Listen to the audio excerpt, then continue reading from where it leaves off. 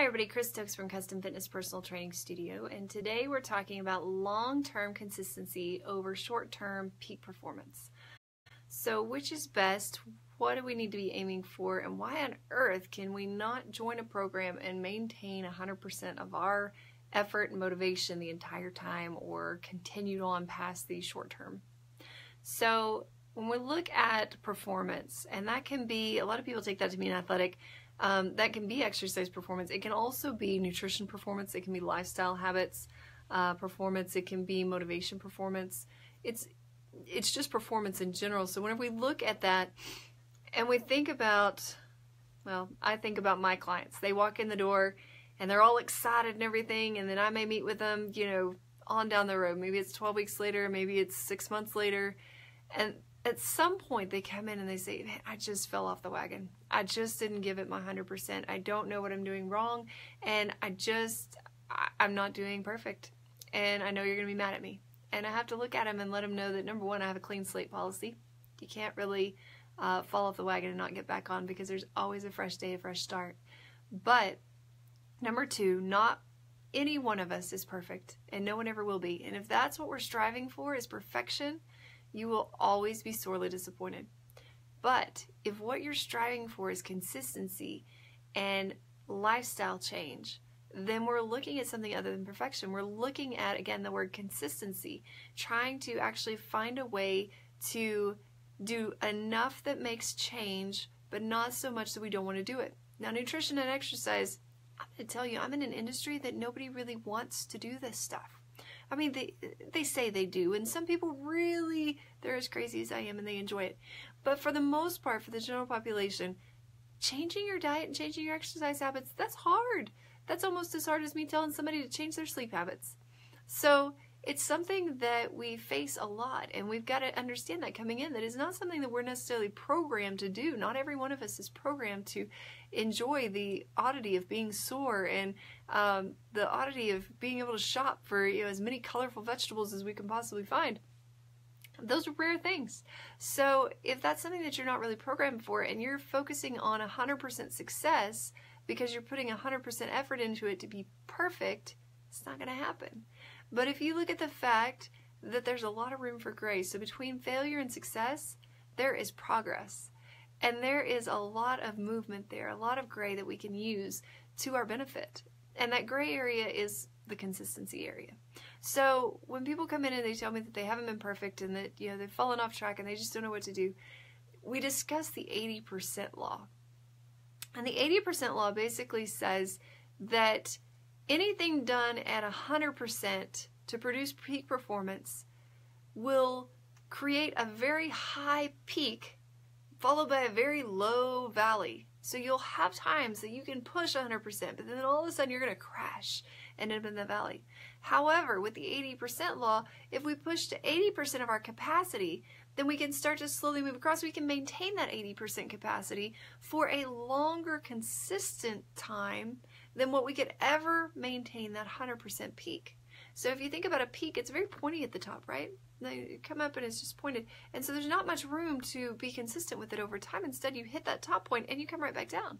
But with consistency at 80%, we look at coming up part way and then moving across and then having a gentle down and then back up, then it makes more sense. So the other part of that is that people look at, say, measurement graphs, and they expect for point A to be, say, here, and point B to be right here. But the truth is, instead of a straight line that goes across, it really kind of does this to get there. And as long as you're progressing upward on the way, it's okay to have those moments where maybe you're not making as much progress as the rest on paper. Because when you're not seeing it on paper, you're seeing it somewhere else. You're going to see an increase in energy. You're going to see better sleep. You're going to see better mental focus. You're going to see better choices at the store. Even if that paper doesn't tell you that you've made success or progress in a straight line, you have progress somewhere. And so that's where we have that kind of ebb and flow of it. Plus, the body is not a machine. It is not made to go at a certain rate consistently forever. It is made to ebb and flow. You have times of activity and times of rest. So that's really important to kind of sit down and think about. I hate to label it as limitations, but there are physical limitations of how our body can function, and we've really got to take that into consideration. So a lot of times we get headstrong on these things and we think, well, my brain is so smart that I'm going to overpower my body and I'm going to make it do X, Y, Z. And what ends up happening in the end is, the body takes over eventually and it's going to tell you otherwise. But the brain always thinks that it can handle that. So it's just kind of an interesting revelation, really. Just something to consider, that really the more consistency that you can put effort into, the better you're going to be. So in that consistency matter, that's also part of the accountability factor, right? So being accountable to things means that you're being consistent with them, because if you're accountable, you're going to continue to do them. So whether it's your exercise, or it's your nutrition, or it's your habits, or it's making sure that you're meal prepping on the weekend, or whatever it may be, making sure that you've got accountability in that you're checking in with someone knows that that's what your plan is, so that they can, oh, there's a fly in here, so that they can start to help you to check back in and make sure that you're getting it done, right? Now, I'm not talking about those people who are going to badger you about it, who are just going to call and make you feel guilty every time or anything like that. But the people who are there in your team of support to lift you up and say, hey, don't forget you had this plan, and I know you can do it, and it's going to be great when you get there, but just don't forget to get it done today, because it's really important. Or the ones who just check in with you. Maybe you write them and you say, hey, I got this done today, and they write you back celebrating, or they give you a call and you guys celebrate together. So consistency is key. I will tell you that results-wise, as far as personal training and those sorts of things, I've been doing this for a while now. Hate to say how long, because that just makes me feel old each time, but as you do this longer and longer, I can tell you that the people with the long-term success, the ones that get it and they maintain it, are the ones who learn about this 80% law. They're the ones who can maintain that 80% motivation, that 80% consistency. They understand that holidays are going to come and go, and that when they do, it's okay to live outside the bubble a little bit, but we've got to maintain that 80%. So maybe we go to the holiday and we splurge, but maybe before that, we were eating really well that whole day, so that way when we went, we could enjoy a little bit more. But we also don't go overboard and just, eat the entire buffet either. So there's that 80% rule. We've really got to look into that, really kind of self-assess. Is that where I'm at? Is that where I need to be?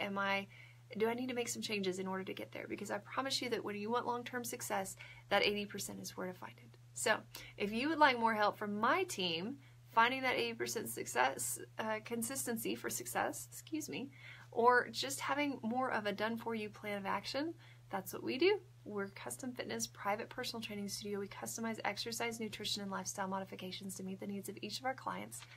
And we would love to talk with you if that's something you're interested in. Don't put it off till January. A lot of people will. This time of year, they say, well, this would be great, but I'm really busy and January would be better. Let me start then. But get a head start on it. Start now so that the holidays don't take you down. Start now so that you have more energy to handle the holidays. And start now so that even your demeanor and your emotions, your mental state can be improved through the holidays. We would love to help you. Feel free to give us a call, 806-322-3188. And just so you know, next week, or this coming week, the 30th through the 4th, is Bring a Friend Week. So we would love for you to come join us. If you don't have a friend already coming, you can be my friend, but come on over and try us out. You can come for the whole week for free. So you basically get at least 6 days. We're not open on Sundays. So you get at least 6 days for free, where you can come in, you can try our small group training, you could try private training, you could try semi-private training, and just experience what it is that we have to offer.